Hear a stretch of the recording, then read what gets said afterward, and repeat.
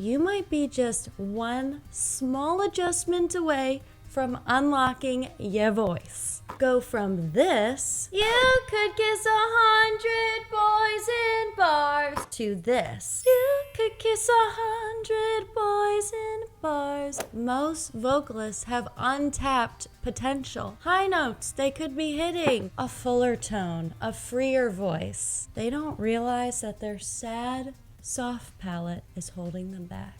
Today we are learning when, how, and why we lift our soft palates when we sing.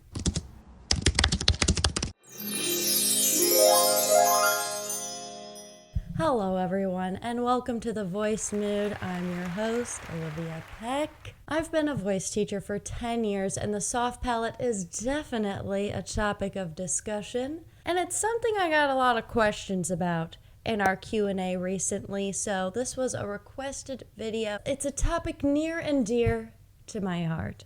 So let's get down to business to defeat the huhs. Was that bad? All right, and before we get talking about technique, check the description for all the links linked to my website. I've been getting some great voice memos from you guys, so you can do that on my website if you want some feedback. There's an option there. Or you can sign up for a voice lesson with me. So check it out, and yeah, look out for the next live. We're having a lot of fun at those, and I love answering your questions. If you have a question, ask it, and I will do my best to answer in the comments, on the live, in another video. If it calls for a video, let me know the things you're wondering. Singing's complicated. Yeah, I want to help you. What is the soft palate? I'll show you a picture. It's this. The uvula is hanging from it. It's also called the velum. I never call it the velum. I call it the soft palate. You want to research more about it? That's the scientific term. You can see your soft palate in the mirror. It is gross. That was brought to my attention recently. You look in the mirror, you're looking at it. You look for that dangly thing back there. You can see it go up and down when you sigh or yawn. That's the soft palate. You can feel it as you slide your tongue back. It's going to slide against the hard palate, the roof of your mouth, and then you're going to hit the soft palate. And it's squishy. But what does the soft palate have to do with singing? That's why we're here. Ahem. Number 1, keeps your voice open and free.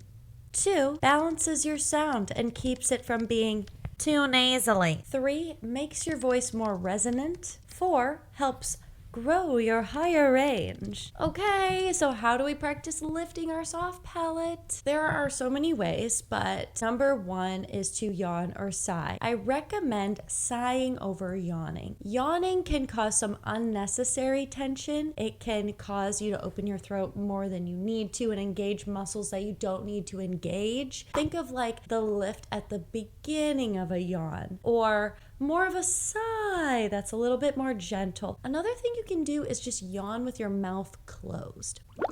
You just lifted it. Sorry, I'm making you yawn. My personal favorite, pretend like there's a hot pocket in your mouth. Pretend you're about to sneeze. Did you feel it? That's a new one for me. I found that one on the internet. Lastly, you can just look at it in the mirror. Great. It is possible to overdo it. If you're doing a full-blown, did you hear my voice when I did that? That's too much. So hopefully those things got you to lift your soft palate. But what about lifting our soft palate when we're singing? This is where people get tripped up, and I understand. It's a little confusing, but we got this. There's a common exercise for this, and it's saying hung-ah, hung-ah, hung-ah. So when you say hung, NG is a nasal consonant. So your soft palate actually drops during that part. When you say ah, the soft palate snaps up. So it gives you the chance to make a sound and practice raising the soft palate. Here we go. Hung ah, hung ah, hung ah. All right, so what if I sing a note? Hung, hung, you just did it. Bonus tip, something you might notice when you are lifting your soft palate while you're singing, you might have to use a little bit more airflow, a little bit of a bigger breath, not a giant breath necessarily, but just a little bit more air. Let's apply this to some actual songs. There are different ways to use a soft palate depending on what we're singing. Some styles use a more nasal sound. Nasal is the opposite of a lifted soft palate sound, so that's important to remember. When you think of like emo music or like Avril Lavigne and some pop instances, you still want to have it lifted a little bit while you're singing, but certain styles you're gonna use more of a nasal quality and less of a lift, or you know, just finding that balance depending on the type of sound you're after. You know, when you think of Avril Lavigne, that more nasally sound, that more speaky sound, why you have to go and make things so complicated? She's not doing, why you have to go and make things so complicated. Totally different sound. And it's not necessarily that one is worse singing than the other, it's just a preference. When you think about operatic styles, that lifted soft palate contributes to the sound of opera. When you're singing words, the soft palate isn't necessarily just like lifted the entire time. It has to relax on certain consonants, especially M sounds and ng sounds, things like that. It's just, we aim to keep it lifted. We aim to keep it open. Sometimes you'll hear singers lift their soft palate more depending on what part of the song they're singing. Think about Harry Styles singing Satellite. You got a new life, am I bothering you? Do you want to talk? But it's a little mixy. It's not like opera style or anything. Spinning all waiting for you to pull me in. It's more, in his mix, it's more nasal. And then he goes into his head voice, which is quite lifted. I can see you lonely down there. Don't you know that I am right here? Just in that chunk of the song, it varied quite a bit. So we want to keep it a little bit lifted, and we want to be conscious of that while we're singing.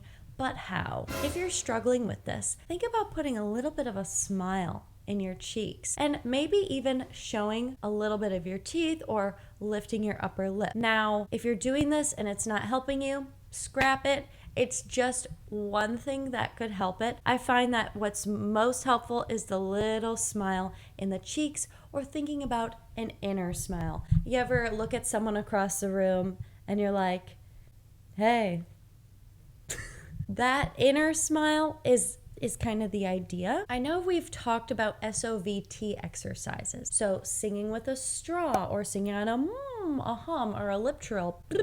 All of those also help. You can also trade out words on a song for an ooh. Think of the vowel ooh.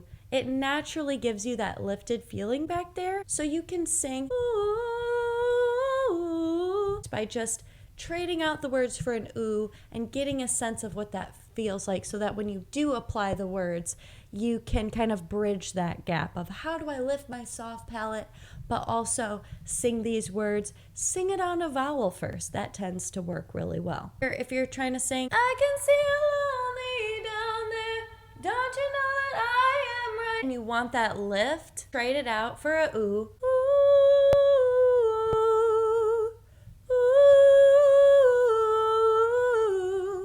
See you lonely down there. Don't you know that I am right here? Well, mood makers, that's all for now. I hope this video helped you. Please let me know in the comments. And if you want to learn more about your voice but you don't know where to start, I do have a course on Udemy. The link is in the description. Take care of yourselves and each other. Is it yourself or yourselves? Take care of yourself. Yeah, it's take care of yourself and each other. It's too bad he's not doing the nightly news anymore.